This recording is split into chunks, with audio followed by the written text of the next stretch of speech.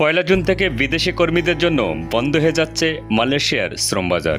গত 30 মে বৃহস্পতিবার সিএনএর এক প্রতিবেদনে এ তথ্য জানানো হয়েছে। হাতে অল্প সময় থাকায় জরুরি ভিত্তিতে ফ্লাইটের ব্যবস্থা করে কর্মী পাঠানো হয়।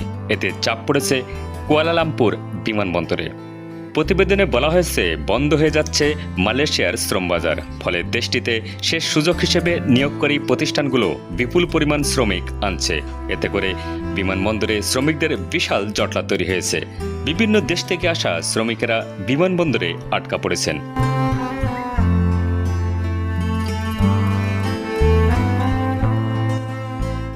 এদিকে বৃহস্পতিবার পর্যন্ত কুয়ালালামপুরের 2টি আন্তর্জাতিক টার্মিনালে প্রায় 20,000 বাংলাদেশি কর্মী পৌঁছেছেন, যারা দেশটিতে প্রবেশ করতে পারেননি। তারা অবস্থান করছেন বিমানবন্দরের ফ্লোরে।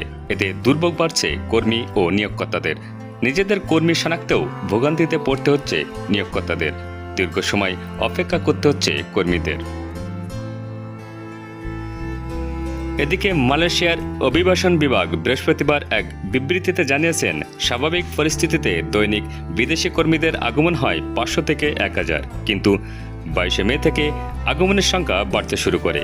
এ পরিস্থিতিতে যাত্রীদের স্বাচ্ছন্দ্য নিশ্চিত ও যানজট নিয়ন্ত্রণে তাৎক্ষণিক পদক্ষেপ নেওয়া হয়েছে।